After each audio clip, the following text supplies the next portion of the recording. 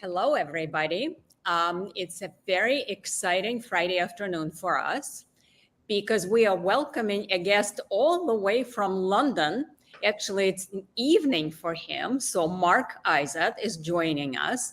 Mark, good to have you on the podcast. Mark and I know each other for many years. And for the last probably 10 of these years, Mark has been a consultant in strategy and marketing and working on scaling luxury brands. So it's very exciting because, guys, as far as I remember, this is our first luxury conversation. So this is going to be fun. So, with that, Mark, what's on your mind? Well, apart from the fact that it's 8 o'clock and I'm looking forward to my very first drink, which will not be whiskey, which you and I partook on many occasions when I finish this podcast, but it's absolutely great to be here. It's really interesting because when we started to talk about this evening last week, and I think I was rushing to a client meeting, and I said, "Well, let's talk about scaling and imperfectly formed propositions and companies." I was completely unaware of what was coming up, and this week I've been involved in doing some very limited but quite interesting research, some qual research on a membership organization, which is really aimed at entrepreneurs and high net worths. And it was fascinating because we got the first read of the responses last night, and there was this tension between those that wanted bigger events and wanted the club membership to expand, because then there was a greater opportunity for networking and engagement, and those that wanted us to maintain or create and curate smaller events because they enjoyed the intimacy. So as I end the week, it's with how can you scale up and make a business which is probably more financially stable and can do its good work to a wider audience without losing the attraction of a small and intimate organization. So that isn't what I thought when I started and talked about the topic with you last week, but it's a real kind of contradiction, and it's probably a contradiction that runs through, I suspect, a lot of what luxury brands do. It's how can you preserve the thing that keeps you special, right, and still grow. How do you keep it feeling exclusive but expand your audience at the same time? Yeah. Yes, and I think that's a really good point, Eric, because I think, how can the brand grow? It can grow in customer. It can grow in terms of profitability. It can grow in terms of awareness, and then it can grow in just terms of just sheer equity and value. So it may not add a single new customer, but it still becomes more valuable because of that desire that's out there, which is quite interesting. And it's a bit of a cliche, but I'm sure we all do it because we enjoy business. I kind of take a perverse delight sometimes, because you can predict it, when a really well-formed company that's doing incredibly well and is profitable, has got a perfect proposition, is then bought and scaled up and destroyed. Yes. And you think, at what point were those conversations happening in the room? So I'm a big believer in that it should always be about profit and value, and that may not necessarily mean doubling or tripling the size of the customer base. And if you get that right, then I think the option of increasing the customer base is always going to be there, but you've kind of preserved things a little bit. And I think often the reverse is true. So there's an over expansion, too fast, too far, and then everything falls away. I think in luxury, it's probably easier to do that. And Elena and I, and I'm sure Eric and Jeff, you'll both feel like the third and fourth wheels here. Elena, when we worked together, we'd often talk about Hermes, and how Hermes had always managed to grow but create that sense of scarcity and rarity.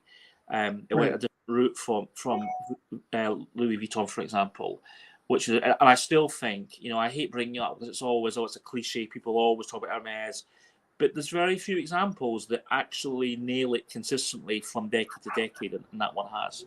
Yeah. And I actually have a question. How do you think brands manage, right? Because the very essence of luxury is that small format, the handmade, the handcrafted, the special, right? And then all of a sudden there is volume pressure and pressure to make the quarter. And you mentioned the fine line, but how do you keep that story special? I think, we mentioned them. Vuitton have been quite clever because they've gone for quite a big vertical expression of product, and I think that helps. And if you look at what they advertise, what they talk about, it's always the top end, and yet the access points are a bit lower. Well, very low in some respects. Still relatively high, but it's a price point. But they don't advertise those products. There was a really good story, which I think I picked up off of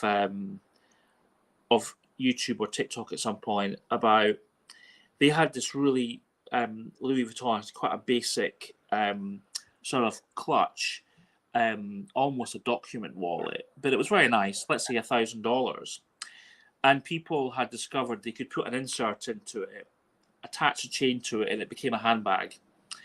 So, which was really interesting. It was quite beautiful. So what did Louis Vuitton do? They came along and took away the clutch folder so people couldn't do that, and then introduced a handbag that was very similar, that was about 8 times the price. So yeah, I think an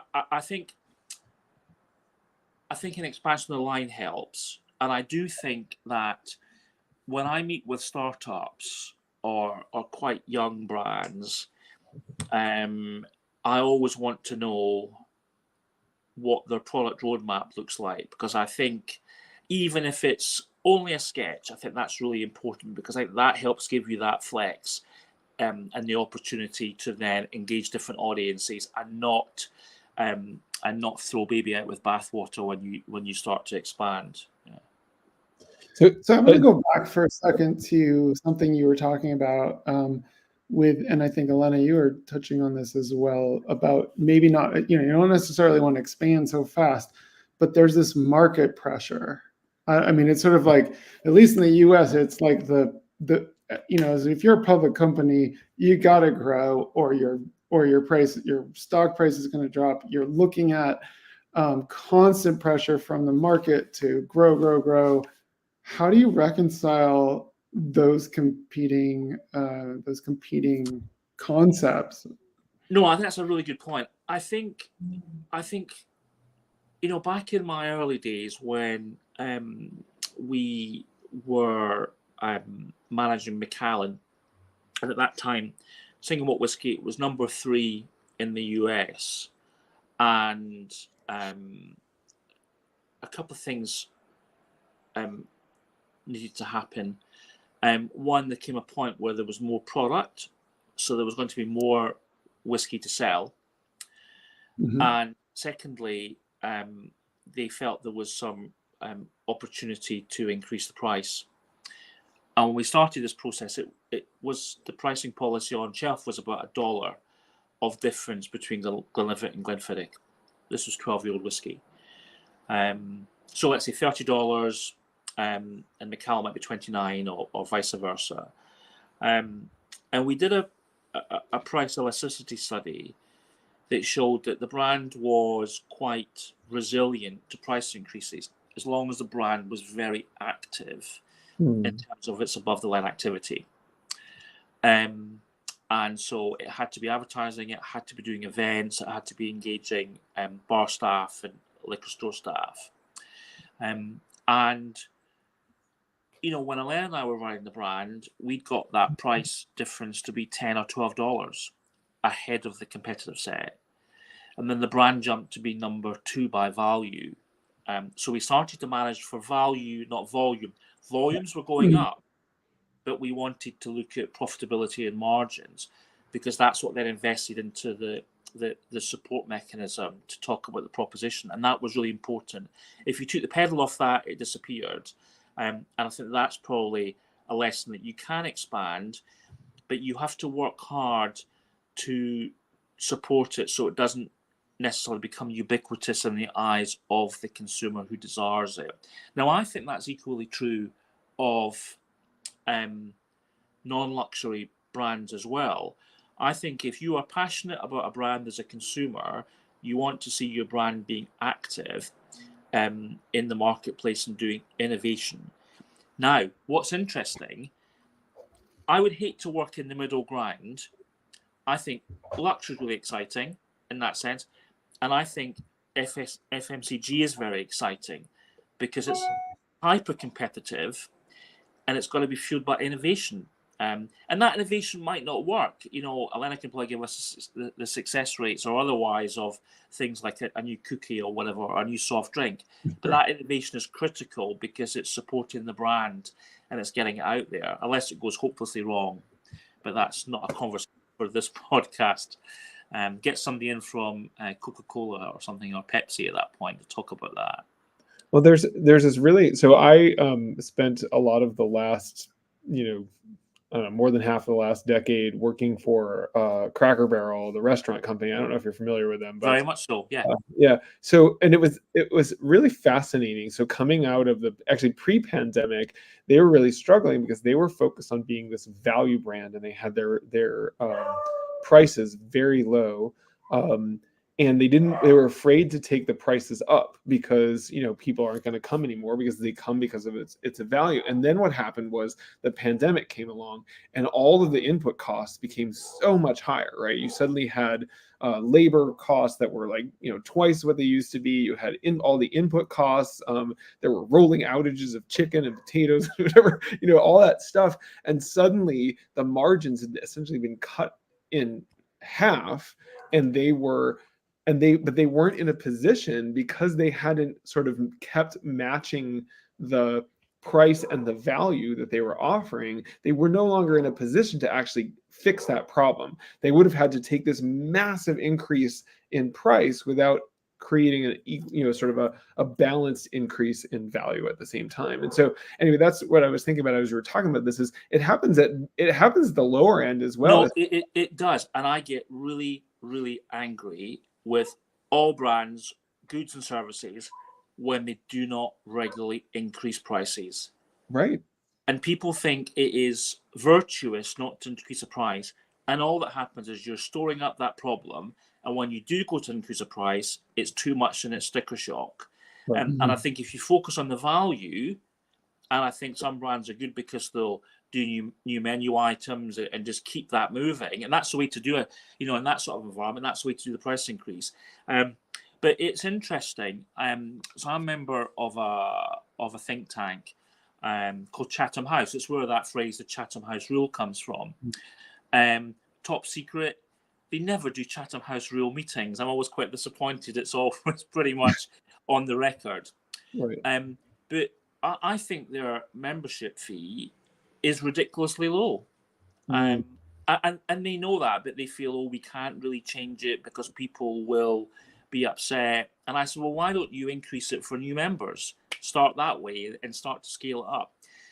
Cracker Barrel is fascinating because if you speak to anyone at Cracker Barrel, they'll define their experience by the shop and not by the food, the Americana that you can buy. Right. A bit of a Cracker Barrel fan here. It's been a while, but but I think focusing on value, because if you feel that you can't justify a price increase, then clearly you lack confidence about your brand, or there's something wrong with the brand that you cannot add the value that makes that price increase sustainable.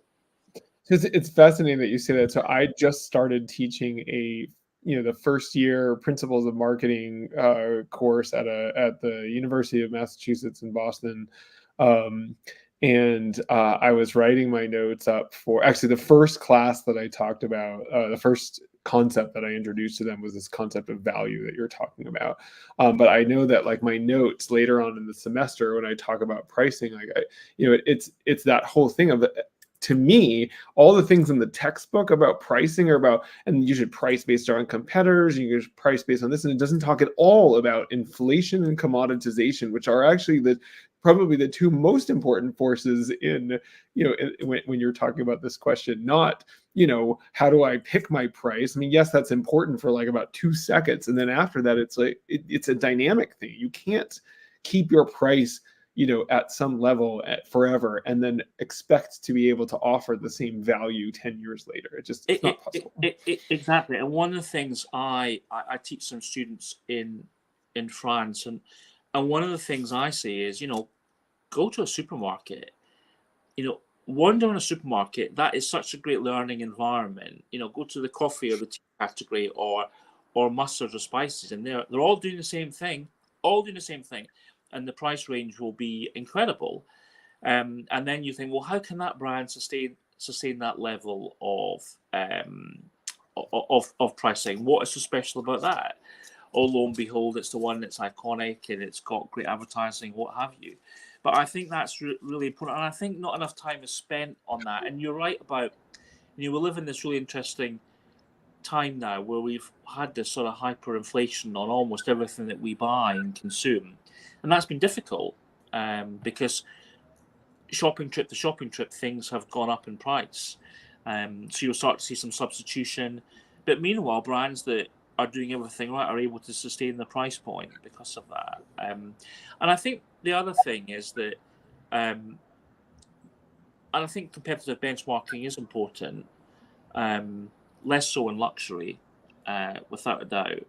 I think when you get into technical goods, then I think it's quite interesting. And it's interesting if you look at the price points of the new Samsung products now, they've really become luxury items that are even more expensive. Yeah, actually, that's a question I wanted to bring up, because I keep thinking about Apple as a sort of like it's kind of, and you said you wouldn't want to work in between, but Apple strikes me as it's kind of a fast-moving consumer good, but it's also kind of a luxury brand at the same time. And like, I don't know, just wanted to get your thoughts on. It's a good example. And if I go back to Elena and I on whiskey or alcohol is fascinating because it's not essential, right? You do not have to consume it.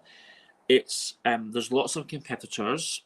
You'll get the same effect with something that costs you $10 and it costs you $100. Right. And it's quite fast moving as well. So it's a competitive category, so you can really cut your teeth on it. Apple's really interesting. I don't know if it's the same in the US, but I remember I used to, especially if you were marketing, I had to have a new Apple iPhone every single year.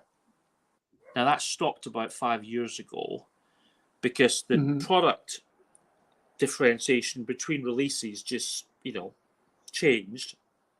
Yes. And also that sort of environmental thing started to come up, and you thought, well, hang on, I really don't need to change it every time.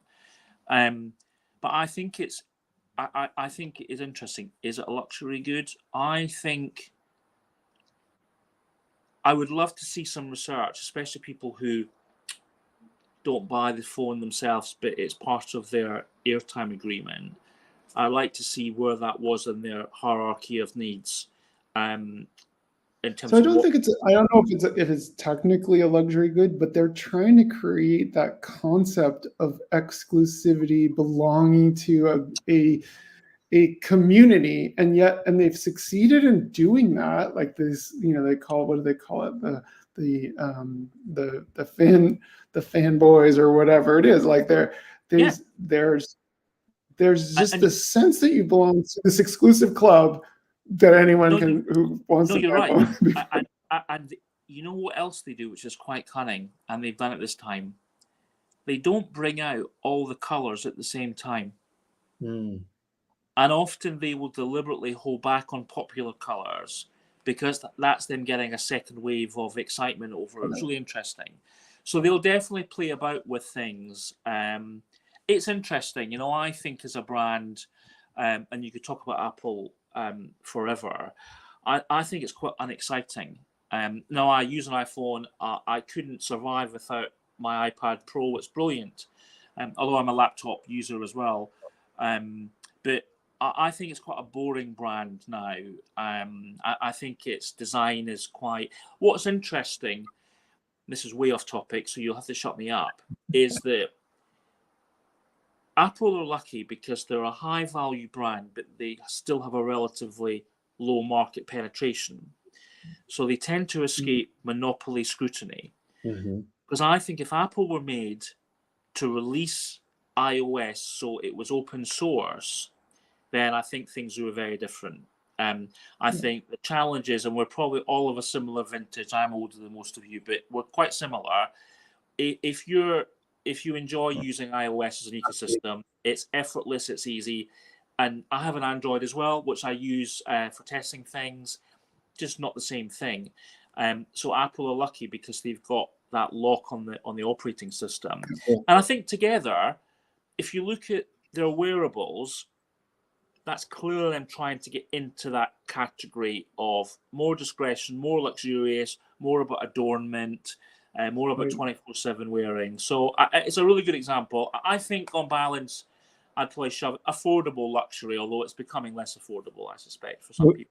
So I need to jump in for a second because yesterday in my class we were talking about this very, I guess it was Wednesday in my class we were talking about this very topic, and people were bringing up Apple as an example of. I was asking them, can you think of a company that seems too big to fail, and what's going to cause them to fail in the future? Was my question to them, and a bunch of them brought up Apple, and they brought up the point that you're making, Mark, which is actually, it was a little bit of a focus group, I think, if you will, of what Apple needs to be a little worried about. Is they're like, yeah, every phone now is not, it's not that exciting when you go from one to the next to the next. I think it's interesting, your point of, you made this point earlier of the importance when you have this sort of upscale luxury brand that feels exclusive or whatever, that it's a must have for a very sort of elite group of people, is you have to constantly give them a reason to upgrade and get the next one. And if they've lost that, then they're going to be in trouble. I think you're 100% right. And if you look at younger users, let's say under 25, you'll see a lot of Androids. I think if you look at the tri-fold phone that Samsung have come out with, now remember when they launched a folding screen a couple of years ago, and it was a bit of a disaster because it wasn't ready for the market. This is ready for the market now, and it's a phone which is great. You know, when it's closed, you've got a screen on the side, but when you open it up, it's the size of a tablet, which I think for a whole lot of people is really quite interesting. Fun Apple fact, I'm a little bit of a fan of aviation, and today or yesterday, it might have been today, a plane took off from China to fly to the US for the launch of the latest model, and they worked out there was $2 billion worth of iPhones on that aircraft.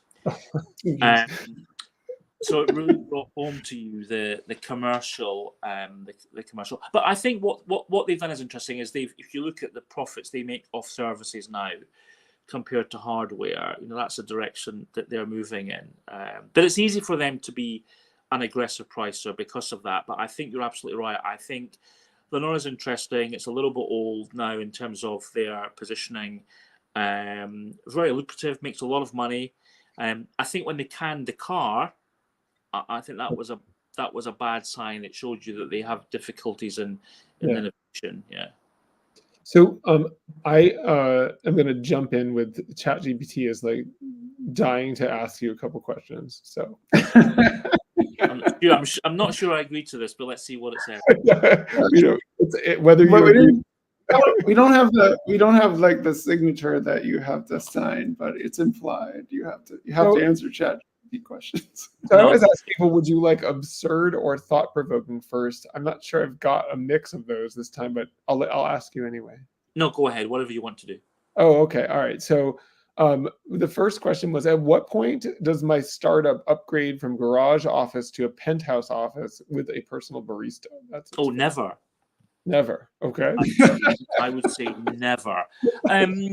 It's interesting, isn't it? Because and I have a co-working membership which I use, and I travel about a lot, and I think the pandemic helped people, cured them of this need. There's something I think about, you know, you're starting off and you want to show people that you are making progress through a brass plaque on a door, and I say it's just a cost you do not need. Right. I think when it becomes a problem, as in a real problem, then that's the point at which you will make the move. But I think it's a waste of money, and you best invest that in marketing or in product development. Yeah. Awesome. All right. Well, and the second question I'll ask you is, Oh, I don't know. Some of these are really goofy, but I'll just say, do you think I should Go for it, goofy enough. Just go for it. We've really already talked about chicken outages, so so we're good. Actually, this is goofy, but you sort of already touched this. How do I suddenly let my competitors know I'm scaling by adding gold faucets to the office bathroom? That's kind of what you were just talking about. And again, probably not. But here's one: was should I invest in custom-made drones to deliver my luxury goods, or is that to 2025? No, that's quite exciting. Yeah. So I think It's a great idea. I think it's really interesting because, you know, I'm making. Let's say I've decided to make fancy cufflinks, Mhm. and there's 100 competitors making fancy cufflinks too. Now I could say if you order cufflinks that cost more than $200 a pair, if you're in the New York area, you'll get them within an hour, right? Right. Now, if my competitors can't do that, that's my unique point of difference, which I think is exciting. So I think it's a great idea. Yeah, I think it's good. And then you have like some red carpet event where it delivers the good, whatever it is, the luxury good, to the celebrity in front of the world. That would be really cool to advertise. It's interesting. We in a previous role when I was a full-time employee, we were looking at goods and services and what you could do. And one of them was a partnership with an Italian menswear company. And basically, if you were flying somewhere internationally and you forgot clothing, when you checked into your hotel, the clothing would be there for you. So a sort of essential kit of shoes, trousers, shirt, merino sweater, that sort of thing. And again, I think that's quite. It's interesting. I think brands, if you go back to that whole pricing thing, I think if you can make the offering complex and multi-layered, then it becomes very hard to strip away and work out how much it all costs. It's just like, wow, that's quite a big value. And it's interesting what's happening in the travel space because a lot of hotels now are creating really multi-layered experiences in immersions, whether it is learning music or going way beyond the spa element of it. And again, I think that's really interesting too. So I think complex offerings are usually the easiest to kind of price up. But drones, I think really interesting. And just as a quick side issue, two of the hospitals in London have just started to trial moving blood for a diagnostic between the hospitals. So it'll take about 2 minutes. At the moment, it can take about 25 minutes via motorcycle courier. Wow. I think we're going to see quite an explosion in drone, and I also think in tax. Yeah, I shouldn't use the word explosion and drone. That's that was what I was like, boy, that's not what we want. But wait a second, guys. Let me go back for a minute to something very interesting that we were just touching on when we were talking about drones and, Apple and luxury at the same time, right? Because traditional interpretation of luxury is very experiential, right? It's a certain touch, it's a certain feel, it's a certain taste, it's a certain aroma and whatnot. Such a big portion of today's life is digital, right? So how do you balance and how does luxury play up the experience in the digital world rather than lose it? And our drone example was actually kind of one of these interesting takes. But I wonder, Mark, if you have some other points of view on this one. No, I think it's really interesting. I think production values are a big thing. I think how you bring things alive digitally. I think restricting access. I think giving people early sight that's based on signing up, creating almost false demand, so you get a preview and teasing. I think that can all help as well. But it's a good point. It's interesting. I love digital, but I also love analog. And I think in some respects, analog, which I think we all thought would kind of die the death, is kind of coming back again. I've been having a Christmas card conversation recently, and a number of people who've started to order Christmas cards this year because they want the joy of sending and receiving a physical festive card as opposed to an electronic one. But yeah, when it comes to electronic manifestations, I think it's about production values, exclusive artists, I think What's- restricting who can see it and when they can see it. Yeah.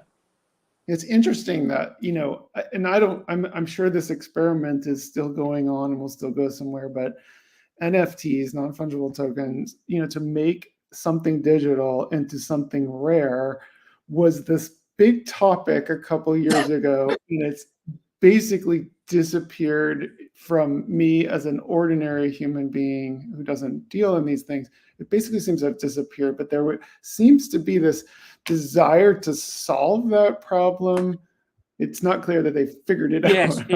so it's interesting. So, firstly, that whole world makes my head hurt because I'm not a particularly bright person. But I made a big effort, and then I noticed that when the big brands, especially the fashion brands, Gucci was very good at it. Whenever they did something that was NFT related, and you thought, wow, they've cracked it, then you stripped it down, there was an in real life aspect to it every single time. That crossover. So there was a digital asset, but underneath you were getting exclusive dress, or you were going to Italy for a fitting. So what's interesting, I did a little bit of work with a great company that was looking at the digital compartmentalization of art, but it was real art. So you were able to buy physical art as part of a collective, you'd own a bit, and there was a digital manifestation of that. And it's the same, people are looking at trading in gold. So there is a digital element to it, but ultimately it's written back to a bit of gold that you can get your hands on. And I think those are really interesting concepts and have legs. And I do think electronic art is interesting, but sooner or later somebody wants to put their hands on the physical object. Well, but I also think there's an element of how do you make something exclusive when the whole point of it is that it can be copied trivially.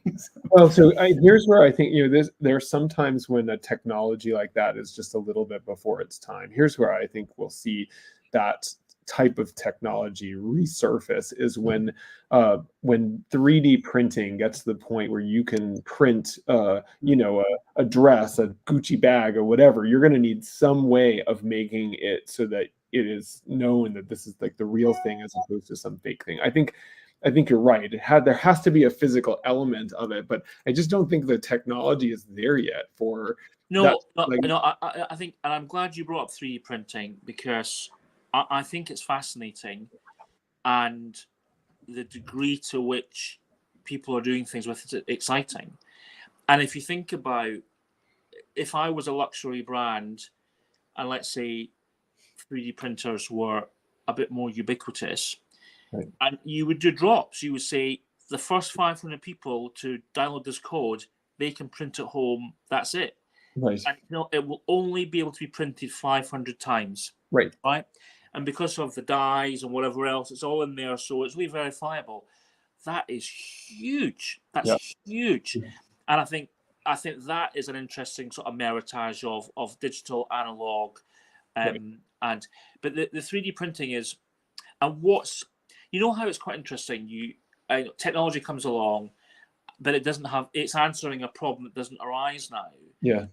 And if you dive into the complete opposite of the world we're talking about, to people that are plumbers and electricians and mechanics, they're doing 3D printing all the time, because rather than them having to get in the car and drive to a depot and maybe buy something and come back again for a 50-cent widget, they can make their own there and then. So the technology and the efficacy of the innovation is exponentially increasing, and I think that then opens up an opportunity for more discretionary consumer items to say, right, we can now start to print our own things at home. I think it's fascinating. Yeah. So this has been a fantastic conversation. I'm really interested in this current topic, but unfortunately, as promised, we have sped through the 30 plus minutes of our podcast. And Mark, as we mentioned, we always go around and ask people for one thing. What I neglected to tell you before was that we always make our guests go first, and so you don't have any time to think about it. But Mark, what is one thing that you want to leave the audience with? Oh, it's great. This is an easy one because I purchased an analog diary from a company in Washington, D.C. called Appointed. So it arrived yesterday, and they always put, back to our point about sort of surprise and delight, they always put a little postcard in. And this postcard said progress over perfection. Yeah. And one of my little things I always say is don't let perfection be the enemy of good. And I think in terms of scaling and startups, I think get on with it, do it. Do not wait until you have perfection, because progress wins every single time. Absolutely. Thank you. Thanks, Mark. Mark, before I give my one thing, what is the best way for people to reach you? Well, I've put it markizatt.com, and you can see what I do, and my email is there, and websites and that sort of thing. So yeah, any questions, and if anyone's coming over to London and wants a drink of whiskey, let's meet up. We will have to do that. So my one thing, this was a fascinating conversation, and it's been so interesting, particularly because we're talking about a lot of these topics with my marketing classes that I've just started teaching, and I will say on the 3D printing thing, I said to them, what's going to disrupt Amazon? And they couldn't come up with anything. And when I said 3D printing, I said it like blew their mind. So I think it's going to be really fascinating. But I think this point about that there's lots of different meanings of the word value, and it doesn't just mean cheap, inexpensive, but really, how can I continue to create value that people are interested and willing to pay for will always be a factor in whether it's 3D printed or handmade. It's always going to be a factor. So I think that's it's a great conversation. And I will pass it over to Elena. So for me, the most interesting part of our conversation was the one on the intersection of luxury and technology, and how to create exclusivity in the world that by definition is not very exclusive, and how to modernize something that considers itself timeless, and now timely, right? So it's a very interesting discussion, and it's too bad that we have to actually cut the podcast, but I think, Mark, we may have to call you and have another chat about that. And by the way, Jeff, your students should watch the podcast. There is a lot of interesting stuff going on today, so I'm excited. So my one thing was going to be what Elena just said, the intersection of technology and luxury, and that is a really interesting. That was a really interesting piece of this, and definitely opening my mind to an area I hadn't thought about. But the thing I'm going to leave us with is a little more in the sort of goofy vein, which is, what I'm going to leave the group with is never hire a personal barista. That's what I learned from today's episode, among many other things. Thank you, Mark. This was such an interesting conversation, and we really appreciate having you. Thank you. Thank you.